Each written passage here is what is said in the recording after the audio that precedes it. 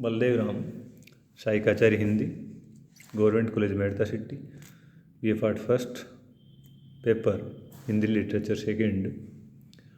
अपन हिंदी साहित्य के इतिहास का अध्ययन कर रहे थे। हिंदी साहित्य के इतिहास के अंतर्गत जो इसका आदिकाल था, इसका भक्ति काल था, और इस कालों में कौन कौन सी प्रमुख कवि थी, कौन सा साहित्य प्रमुख था, कौन सी प्रमुख प्रवृत्तियाँ थी, इनके बारे में अपन अध्ययन कर लिया। और तीसरा जो इसका महत्वपूर्ण हिंदी साहित्य के इतिहास का जो काल है वो रीति काल कहलाता है। स्पष्ट है, इसमें रीति तत्व की प्रधानता थी, और इस रीति तत्व को आधार बना करके इसका नामकरण रीतिकाल किया गया था। तो रीतिकाल का जो नामकरण है और रीतिकाल की जो परिस्थितियाँ थी, प्रमुख प्रवृत्तियाँ थी, प्रवृत्तियों के बारे में अपन बाद में अध्ययन करेंगे, लेकिन परिस्थितियाँ इनके बारे में अपन अध्ययन कर चुके हैं। आज रीतिकाल का जो वर्गीकरण आचार्य रामचंद्र शुक्ल ने किया है उसको आज अपन देखेंगे। आचार्य रामचंद्र शुक्ल ने रीति तत्व को आधार बना करके ही इस काल के जो कवि थे उनको 3 भागों में बांटा है। एक रीतिबद्ध, नंबर 2 रीतिमुक्त, नंबर 3 रीतिसिद्ध। रीतिबद्ध कवि वह कवि कहलाए जिनको रीति तत्व की जानकारी थी और रीति तत्व को आधार बना करके उन्होंने लक्षण ग्रंथों की, काव्य ग्रंथों की रचना की थी, वो आपके रीतिबद्ध कवि कहलाए। और इसके अंतर्गत जो प्रमुख कवि थे उनमें चिंतामणि है, मतीराम है, देव है, भिखारीदास है, गवाल कवि है, जसवंत सिंह है, रसिक गोविंद है, दुलह है, रघुनाथ है, सोमनाथ है, कुलपति मिश्र है, मंडन है, सूरती मिश्र आदि इस शाखा के प्रमुख कवि माने जाते हैं। दूसरी जो महत्वपूर्ण इसकी शाखा मानी जाती है रीतिमुक्त। स्पष्ट है, नाम से ही स्पष्ट है कि इस शाखा के जो कवि थे वो रीति के बंधन से पूर्णतया मुक्त थे। न तो इनकी रीति की जानकारी थी और न ही रीति को आधार बनाकर इन्होंने किसी प्रकार के कोई लक्षण ग्रंथों की रचना की।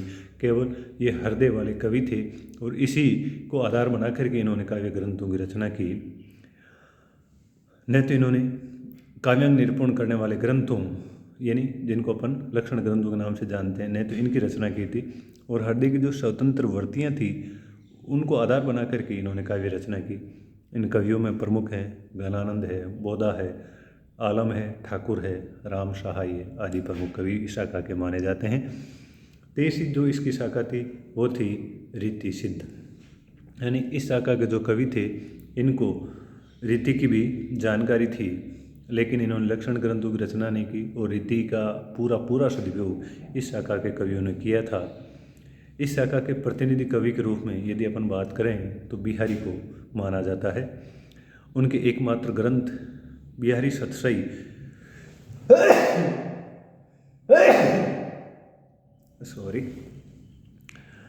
बिहारी सतसई में रीति की जानकारी का पूरा उपयोग कवि ने किया है। अनेक प्रकार की नायिकाओं का उसमें समावेश है तथा विशिष्ट अलंकारों की कसौटी पर भी उनके अनेक दोहे खरे उतरते हैं। जब तक किसी पाठक को रीति की जानकारी नहीं होगी तब तक वह बिहारी सतसई के अनेक दोहों का अर्थ हृदयगम नहीं कर सकता। अब अपन अध्ययन करेंगे रीतिकाल के जो कवि थे उनके आचार्यत्व है। हिंदी में लक्षण ग्रंथों की परिपाटी पर रचना करने वाले जो सैकड़ों कवि हुए हैं वे आचार्य कोटि में नहीं आ सकते, वह वास्तव में कवि ही थे। ऐसा कहकर आचार्य रामचंद्र शुक्ल ने इन रीतिकालीन लक्षण ग्रंथकारों के आचार्यत्व पर प्रश्न चिन्ह लगा दिया। उनका मत था कि आचार्यत्व के लिए जिस सूक्ष्म विवेचन शक्ति एवं पर्यालोचन शक्ति की आवश्यकता होती है उसका अभाव इन कवियों में देखने को मिलता है। नंबर दूसरी बात, काव्यांगों का विस्तृत विवेचन, तर्क द्वारा खंडन मंडन एवं नवीन सिद्धांतों का प्रतिपादन भी इन रीति ग्रंथों में देखने को नहीं मिलता है। नंबर 3, इन रीति ग्रंथकारों का प्रमुख उद्देश्य कविता करना था, शास्त्र विवेचन नहीं। अतः कवि लोग एक ही दोहे में अपर्याप्त लक्षण देकर अपने कवि कर्म में प्रवृत्त हो जाते थे।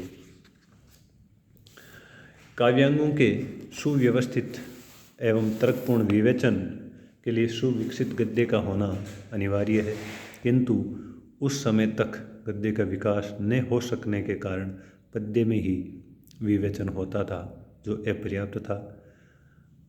परिणाम स्वरूप विषय का स्पष्टीकरण नहीं हो पाता। नंबर 5, एक ही दोहे में अपर्याप्त लक्षण देखकर वे उसके उदाहरण देने में प्रवृत्त हो जाते थे। परिणाम स्वरूप अलंकार आदि के स्वरूप का ठीक ठीक बोध नहीं होता। कहीं कहीं तो उदाहरण भी गलत दिए गए हैं। नंबर 6, अलंकारों के वर्गीकरण एवं विश्लेषण में वैज्ञानिक दृष्टि का अभाव था। काव्यांगों के लक्षण, विशेषतः अलंकारों के लक्षण भ्रममूलक, अपर्याप्त और अस्पष्ट हैं। नंबर 7, इन्होंने केवल श्रृंगार रस के विवेचन में ही अधिक रुचि दिखाई है, अन्य रसों की प्राय उपेक्षा ही की गई है। इस प्रकार इनका रीति विवेचन एकांगी, एक पक्षीय और अधूरा है। नंबर 8, शब्द शक्तियों एवं दृश्य काव्य का विवेचन भी इन लक्षण ग्रंथकारों ने बहुत कम किया है। भिखारीदास एवं प्रताप शाही ने शब्द शक्तियों का थोड़ा बहुत विवेचन किया है, उसमें भी विसंगति दिखाई पड़ती है। नंबर 9, हिंदी के इन रीति ग्रंथकारों में मौलिक दृष्टि का पूर्णतः अभाव देखने को मिलता है। संस्कृत काव्यशास्त्र के अनुकरण पर भी इन्होंने अपने रीति ग्रंथों का निर्माण किया। हिंदी के अधिकतर अलंकार ग्रंथ हैं चंद्रालोक, जो जयदेव द्वारा रचित हैं, कोल्यानंद अप्य दीक्षित द्वारा रचित के आधार पर निर्मित हुए हैं। परिणाम स्वरूप किसी नए सिद्धांत या वाद की स्थापना हिंदी के लक्षण ग्रंथकार नहीं कर सके। आचार्य हजारीप्रसाद द्विवेदी का कथन है, इन्होंने शास्त्रीय मत को श्रेष्ठ और अपने मत को गौण मान लिया, इसलिए स्वाधीन चिंतन के प्रति एक अवज्ञा का भाव आ गया, जो एक प्रकार की इस शाखा के जो कवि थे या ये लक्षण ग्रंथ थे, इनकी कमी मानी जा सकती है। हिंदी के इन रीति ग्रंथकारों का ज्ञान अपरिपक्व था। वे स्वयं अधूरे एवं अधकचरे ज्ञान के आधार पर काव्यांग निरूपण कर रहे थे, अतः विश्लेषण में अस्पष्टता आनी स्वाभाविक थी।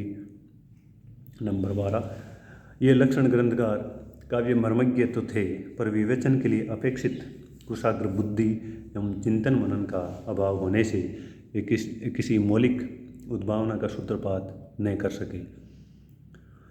डॉक्टर नगेंद्र का इसके बारे में कथन है कि हिंदी के रीति आचार्य निश्चय ही किसी नवीन सिद्धांत का आविष्कार नहीं कर सके, किसी ऐसे व्यापक आधारभूत सिद्धांत का जो काव्य चिंतन को एक नई दिशा प्रदान करता संपूर्ण रीतिकाल में अभाव है।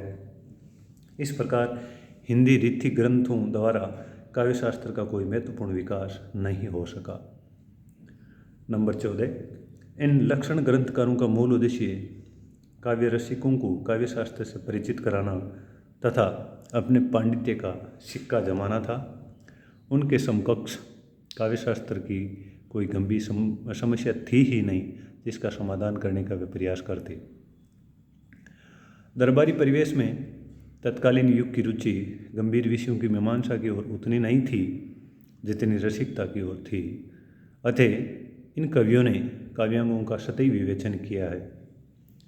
भिखारीदास एवं केशव के अलंकार विवेचन एवं वर्गीकरण में अनेक त्रुटियां हैं। आचार्य हजारीप्रसाद द्विवेदी ने इन्हें न्यूनताओं की ओर इंगित करते हुए कहा है, संस्कृत में अलंकार शास्त्र को लेकर जैसी सूक्ष्म विवेचना हो रही थी उसकी कुछ भी झलक इसमें नहीं पाई जाती। शास्त्रीय विवेचना तो बहुत कम कवियों को इष्ट थी। वे तो लक्षणों को कविता का बहाना भर समझते थे। वे इस बात की परवाह नहीं करते थे कि उनका निर्दिष्ट कोई अलंकार किसी दूसरे में अंतर्भुक्त हो जाता है या नहीं। नंबर 17, रीति ग्रंथकारों ने नायिका भेद पर अत्यंत व्यापक एवं विशद विवेचन करते हुए अनेक ग्रंथ वात्स्यायन के कामसूत्र को आधार बनाकर लिखे। इसी के अंतर्गत श्रृंगार का भी पर्याप्त विवेचन किया गया है। संस्कृत काव्य शास्त्र में सूत्र, कारिका एवं टीका की जो पद्धति चल रही थी उसका आधार इन रीति ग्रंथकारों ने ग्रहण नहीं किया, इसलिए विषय का स्पष्टीकरण करने में सफल नहीं हुए। रीतिकाल के इन लक्षण ग्रंथकारों ने श्रृंगार रस निरूपण के नाम पर विलासी राजाओं एवं दरबारियों को श्रृंगार रस से लबालब भरे हुए चस्कों के साथ साथ काव्य की सरसता का भी पान कराया। भले ही हम इन आचार्य न माने, किंतु हिंदी में काव्य शास्त्र का द्वार खोलने का श्रेय इन रीति ग्रंथकारों को अवश्य दिया जा सकता है। उपयुक्त विवेचन के आधार पर यह निष्कर्ष निकाला जा सकता है कि हिंदी में लक्षण ग्रंथों की रचना करने वाले ये सैकड़ों कवि शुद्ध रूप में आचार्य कोटि में नहीं आते हैं, वे कवि ही हैं। डॉक्टर नागेंद्र ने आचार्यों की 3 कोटियाँ मानी है। एक उद्भावक आचार्य जो किसी नवीन सिद्धांत का प्रतिपादन करे, नंबर 2 व्याख्याता आचार्य जो स्थापित मत की व्याख्या करे, उसको स्पष्ट करे, नंबर 3 कवि शिक्षक आचार्य जो काव्य शास्त्र को सरस रूप में अवतरित करे। निश्चय ही ये रीति ग्रंथकार प्रथम वर्ग के आचार्य नहीं हैं, क्योंकि उन्होंने किसी नवीन सिद्धांत का प्रतिपादन नहीं किया। वे द्वितीय वर्ग में आने वाले व्याख्याता आचार्य भी नहीं हैं, क्योंकि उन्होंने स्थापित मत की भी व्याख्या करने का काम नहीं किया। वे वस्तुतः तृतीय वर्ग के कवि शिक्षक आचार्य माने जा सकते हैं, क्योंकि उन्होंने लक्षण ग्रंथ लिखकर काव्य शास्त्र की परंपरा को सरस रूप में हिंदी में अवतरित करने का एक सराहनीय और अच्छा कार्य अवश्य किया। इस प्रकार आज अपन ने रीतिकालीन कवियों को आचार्यत्व और रीतिकाल का जो वर्गीकरण था उसका अध्ययन किया। अगले अध्याय में रीतिकाल की जो प्रमुख प्रवृत्तियां हैं, रीतिकाल का जो प्रमुख वैशिष्ट्य है, उसके बारे में अध्ययन करेंगे और कौन इस शाखा के प्रमुख कवि थे उनके बारे में भी संक्षिप्त जानकारी करने का प्रयास करेंगे। धन्यवाद।